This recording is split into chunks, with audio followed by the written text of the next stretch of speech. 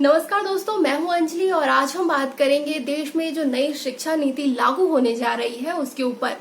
जी हाँ, लगभग नई शिक्षा नीति हमारे देश की बहुत समय बाद बनकर तैयार हो गई है और कुछ फॉर्मेलिटीज हैं जिसे पूरी करने के बाद ये शिक्षा नीति हमारे देश में लागू हो जाएगी।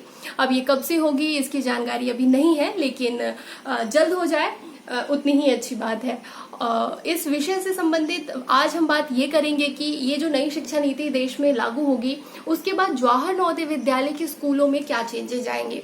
क्योंकि हम नवोदय स्कूल से संबंधित वीडियोस बनाते हैं तो मैंने सोचा कि इसकी जानकारी देना जरूरी है कि अगर ये शिक्षा नीति लागू होती है तो क्या कुछ नए नए इसमें पॉइंट्स हैं, और वो सारे पॉइंट्स अगर लागू होते हैं तो उसके बाद फिर जो अभी नवोदय का जो एक स्ट्रक्चर है, जिस तरीके से यहाँ पढ़ाई करवाई जाती थी, उनमें क्या चेंजेस आ जाएंगे।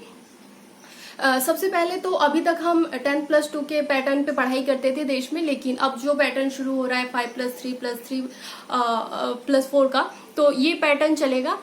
इसमें क्या होगा कि अब 1 से लेकर 5 तक के क्लासेस नवोदय में तो पढ़ाए नहीं जाते, तो हम इससे जुड़े हुए मुद्दे को ना ही कवर करें तो ठीक है, क्योंकि शिक्षा नीति के क्या मुद्दे हैं वो तो आप लोगों को पता ही चल गया होगा अब तक। तो मैं कोशिश कर रही हूँ कि हम इस वीडियो में सिर्फ उतनी ही बात करें जितना हमारे नवोदय से जुड़ा हुआ विषय है।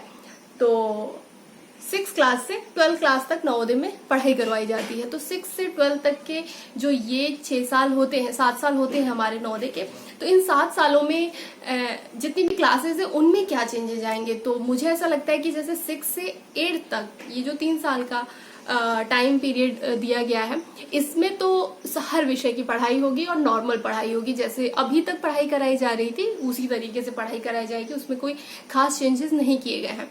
1 से 5 तक के चेंजेस हुए हैं, तो 1 से 5 तक क्लास के जो चेंजेस हैं वो नवोदय में तो होंगे नहीं, तो उस पर हम डिस्कशन नहीं करते हैं। और 6 से लेकर 8 तक के चेंजेस बहुत ज्यादा नहीं हुए हैं, तो इसमें थोड़े बहुत चेंजेस हैं, उस पर हम डिस्कस कर लेंगे। लेकिन मोटा मोटी जो किताबें, सिलेबस है या जो पढ़ाई का जो पैटर्न है वो उसमें लंबा चौड़ा चेंज नहीं है। अब लंबा चौड़ा चेंज आता है 9th क्लास से 12th क्लास तक के ये जो 4 साल होते हैं, इनमें काफी चेंजेस हुए हैं। तो अब ये चेंजेस किस तरीके से नवोदय में इम्पैक्ट करता है इस पे पहले बात करते हैं।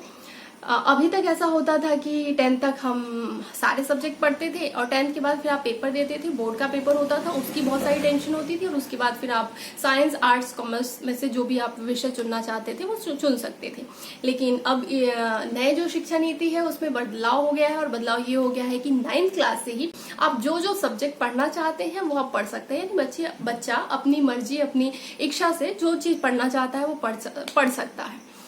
तो अब क्या होता था पहले नवोदय स्कूल्स में, जब मैं नवोदय की ही से बात बता रही हूँ, नवोदय स्कूल्स में क्या होता था कि जो पीटी जो एक सब्जेक्ट होता है, पीईटी जो एक सब्जेक्ट होता है, और एक आर्ट या म्यूजिक, ये 3 एक्स्ट्रा सब्जेक्ट्स होते थे जिनको नवोदय में अभी तक एक्स्ट्रा सब्जेक्ट के तौर पे पढ़ाया जाता था, जिसमें 10th क्लास तक, 6 से लेकर 10th क्लास तक ये सब्जेक्ट बच्चों को पढ़ाए जाते थे, मगर इनकी थ्योरीज नहीं पढ़ाई जाती थी। लाइक कि पीईटी की भी थ्योरी हम नहीं पढ़ते थे, ना ही हम आर्ट की कोई थ्योरी पढ़ते थे, और म्यूजिक की बहुत बेसिक थ्योरी होती थी, बहुत ही बेसिक, वो पढ़ते थे।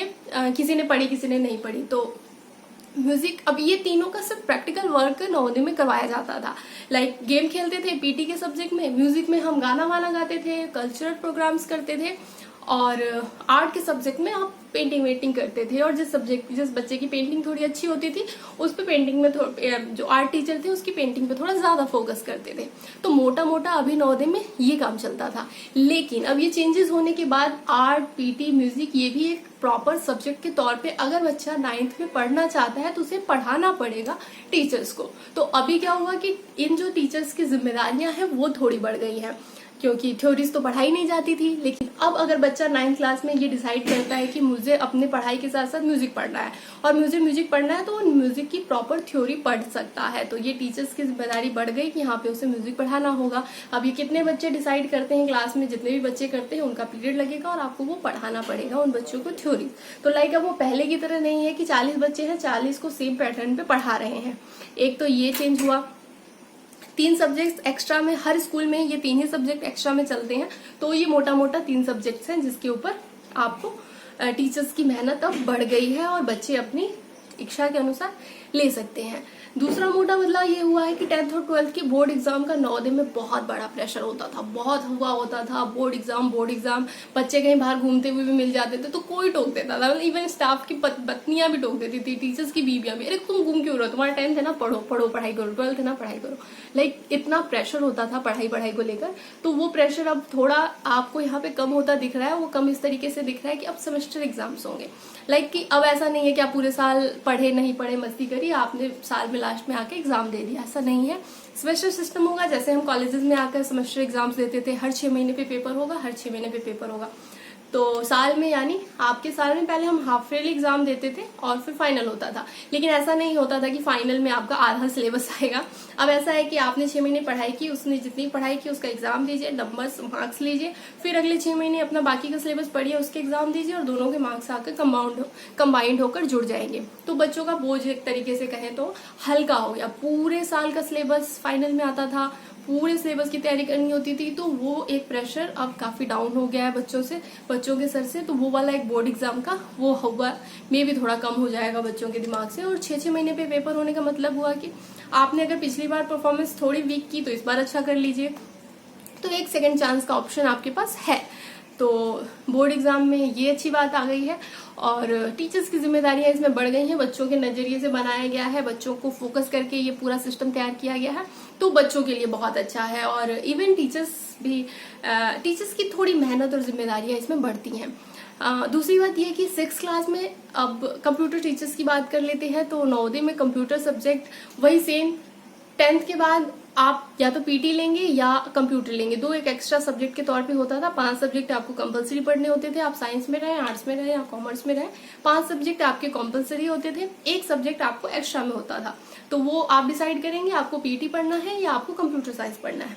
तो कुछ बच्चे पीटी लेते थे, कुछ कंप्यूटर साइंस लेते थे, तो जाकर आपको सही से थ्योरीज और अच्छी कंप्यूटर की प्रॉपर एजुकेशन दी जाती थी। लेकिन अब क्या हो गया है कि 6th क्लास से ही आपको कोडिंग सिखाई जाएगी। तो नवोदय के बच्चों के साथ ये है कि बेचारे ज्यादातर बच्चे गांव से आते हैं, गवर्नमेंट स्कूल के पढ़े होते हैं, तो वो एजुकेशन क्वालिटी नहीं होती है कि आते ही आप उसको कोडिंग सिखाएं और वो समझ जाए। लेकिन 6th क्लास से अगर कोडिंग सिलेबस में डाली जा रही है बच्चों को सिखाने के लिए, तो मान के चलिए कि ये सिखाया जाएगा, तो फटाफट कंप्यूटर टीचर का काम बढ़ जाएगा। और उन्हें अब क्या करना है, उन्हें करना ये है कि 6 में आना है, बच्चों को बेसिक एजुकेशन फटाफट देनी पड़ेगी आपको।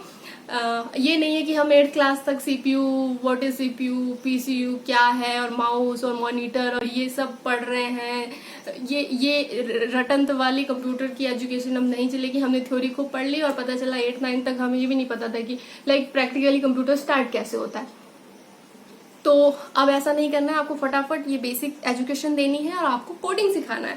तो 6th क्लास से बच्चे कोडिंग सीखना शुरू कर देंगे। तो नवोदय में एजुकेशन के लिए कोई ऐसा नहीं है कि इंफ्रास्ट्रक्चर होता है, टीचर्स होते हैं, सारी चीजें हैं, बस ये है कि काम सही तरीके से और सब्जेक्ट या सिलेबस उतना बढ़िया नहीं होता था। तो अगर 6th क्लास से कोडिंग सिखाई जा रही है तो आप मान के चलिए कि मतलब लाइक कितनी अच्छी चीज है कि बच्चे अगर कोडिंग सीख रहे हैं तो मतलब वो सॉफ्टवेयर बनाना और सॉफ्टवेयर के साथ नए नए प्रयोग करना सीख रहे हैं।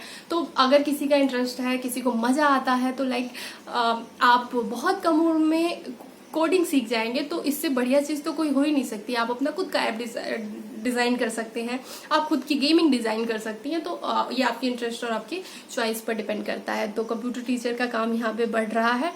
और एक और मोटे मोटे तो ये काम हुए। दूसरी चीज एक और अच्छी शुरू हो रही है कि अब नई शिक्षा नीति के तहत कोशिश की जा रही है कि बच्चों को स्किल सिखाया जाए। ऐसा नहीं है कि रटंत विद्या आप आइए किताब पढ़िए, सिलेबस पढ़िए, सबको वही पढ़ाया जा रहा है, ऐसा नहीं होने वाला है। तो आपको कोई ना कोई एक स्किल सिखाया जाएगा। तो इस पर्टिकुलर किस स्कूल में क्या स्किल होगा, क्या प्रैक्टिकल स्किल्स होंगे, कोई कॉन्ट्रैक्ट पे टीचर आएगा, परमानेंट पोस्ट निकलेगी, इसके बारे में अभी कुछ नहीं पता है, कोई आइडिया नहीं है। स्किल्स के नाम पे अभी तक किसी भी स्कूल में कुछ नहीं सिखाया जाता था। इंडिया में हमने स्किल्स पे कभी ध्यान ही नहीं दिया, तो एक्स्ट्रा स्किल्स तो हमने कभी सिखाया ही नहीं है। तो अगर इसको सिखाने की बात हो रही है और ये सिखाया जाएगा, कंपलसरी होगा, तो इट्स वेरी गुड और ये बच्चों के लिए बहुत अच्छा रहेगा। सिखाया कैसे जाएगा और क्या सिखाया जाएगा ये आने वाले समय में डिपेंड करता है।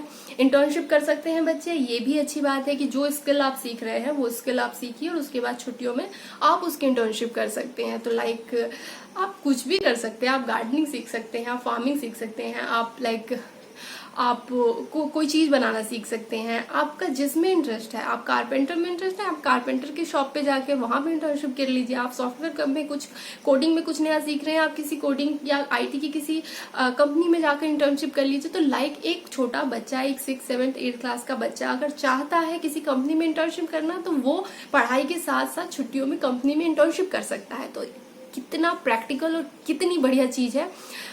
तो ये कितनी खूबसूरत तरीके से लागू किया जा रहा है, इस पे बहुत सारी चीजें डिपेंड करेगी, क्योंकि प्लान बहुत अच्छा है। अब इस प्लान को कितना प्रैक्टिकल तरीके से हम स्कूलों में लागू कर पाते हैं। देखिए स्टेट स्कूल्स में अभी फिर भी काफी इंफ्रास्ट्रक्चर्स की हमारे देश में दिक्कतें हैं, स्टाफ सही नहीं है, पूरा नहीं है, स्टाफ है तो अच्छे से एजुकेटेड नहीं है, बहुत सारे इश्यूज हैं। तो शायद उसे लागू करने में ग्रास रूट लेवल पे दिक्कतें हों, मगर नवोदय में ये सारी फैसिलिटीज है। तो नवोदय के स्टाफ की थोड़ी जिम्मेदारियां बढ़ती हैं, थोड़ा उन्हें अपडेट करने, अप टू डेट होने की जरूरत है, और शायद ट्रेनिंग और ये सारी चीजें तो गवर्नमेंट उन्हें कराएगी ही। तो मोटी मोटी ये नवोदय के टीचर्स की जिम्मेदारियां बढ़ने वाली हैं। दूसरी ये चीज कि पहले ऐसा होता था कि आर्ट्स का स्टूडेंट साइंस नहीं पढ़ेगा, साइंस का स्टूडेंट आर्ट्स नहीं पढ़ेगा। तो एक सबसे बड़ा ये दिमाग से बैरियर तोड़ा जा रहा है कि कोई जरूरत नहीं है, आप अगर आपका इंटरेस्ट फिजिक्स केमिस्ट्री के साथ साथ हिस्ट्री पढ़ने का, तो आप पढ़िए ना, जरूरत क्यों है बायो या मैथ पढ़ने की, मत पढ़िए। अगर आप पढ़ रहे हैं हिस्ट्री, इकोनॉमिक्स और साथ में आपका बायो पढ़ने का इंटरेस्ट है, तो पढ़िए ना बायो, क्यों मना करा जाएगा आपको बायो पढ़ने से। लाइक वो साइंस और आर्ट्स का और कॉमर्स का जो एक ब्रेन में बैरियर बना हुआ था ना, वो तोड़ने का काम एजुकेशन करेगी ये नई शिक्षा नीति, और ये बहुत अच्छा काम है। तो अब आर्ट्स का स्टूडेंट साइंस का कोई सब्जेक्ट पढ़ना चाहता है वो पढ़ सकता है और टीचर्स पढ़ाएंगे, और साइंस का स्टूडेंट अगर आर्ट्स के या कॉमर्स का कोई सब्जेक्ट पढ़ना चाहता है तो वो पढ़ सकता है। तो ये स्कूल लेवल पे बहुत मोटे मोटे चेंजेस किए गए हैं। ये ऐसे चेंजेस हैं जो अगर ये सही तरीके से लागू कर दिए गए तो लाइक 5 साल बाद, 10 साल बाद आप जो एक नई पीढ़ी जब स्कूल से पास आउट होकर बाहर आएगी ना, तो हम में और उनमें ना बहुत जमीन आसमान का फर्क होगा। और बहुत खुशी की बात है कि ये नई शिक्षा नीति आई और मुझे तो बहुत पसंद आई। और इनफैक्ट जो एजुकेशन को सही तरीके से समझते होंगे उन्हें ये चीज समझ में आएगी कि हम थ्योरीज और रटन विद्या के चक्कर में जो घुसे हुए हैं ना, वो कहीं कोई काम नहीं आना होता। और आप प्रैक्टिकल में जिन चीजों को जितना इम्प्लीमेंट करते हैं और समझते हैं, उससे बेहतर कुछ नहीं होता है। तो ये रही हमारी नई शिक्षा नीति। और इसके साथ साथ एक छोटी और बात मेरे दिमाग से निकल रही थी कि अब जो मार्कशीट बनेगी और जो आपको रिपोर्ट कार्ड मिलेगा, उसमें सिर्फ शिक्षक आपके टीचर्स की मनमानी नहीं चलेगी, क्योंकि ये भी सच है कि बहुत बार पार्सलिटीज बच्चों के साथ होती है। कुछ फेवरेट्स होते हैं तो उनको अच्छे मार्क्स, अच्छे पॉइंट्स, अच्छे ग्रेड बेवजह में मिलते हैं, और कुछ बच्चे जो टारगेटेड किए जाते हैं उनके साथ टीचर्स या किसी भी साथ ये पार्सलिटीज होती है। तो अब इसमें भी काफी कमी आएगी। उसमें अब 3 ग्रेड होंगे, टीचर्स भी मार्क्स देंगे, आप खुद को भी मार्क्स देंगे, और फिर आपके फ्रेंड और आपके क्लासमेट्स आपको मार्क्स देंगे। तो ये 3 लेयर्स बना दिए गए हैं, जिससे कोई एक की मोनोपोली नहीं चलेगी। अगर किसी टीचर्स ने कुछ खराब भी दिया तो आपके दोस्तों ने संभाल लिया, आपके दोस्तों ने खराब दिया तो आपने संभाल लिया। तो लाइक आप खुद का भी सेल्फ एनालिसिस कर सकते हैं कि मैं कैसा हूँ। लाइक आप दुनिया से झूठ बोल सकते हैं ना, खुद से नहीं। तो खुद को समझिए, खुद को परखिए, और खुद को परख कर अपने आप को मार्क्स दीजिए। 1 साल कम दीजिएगा तो आपको खुद लगेगा कि नहीं, अगले साल मैं और मेहनत करूंगा और मैं खुद को बेहतर नंबर दूंगा।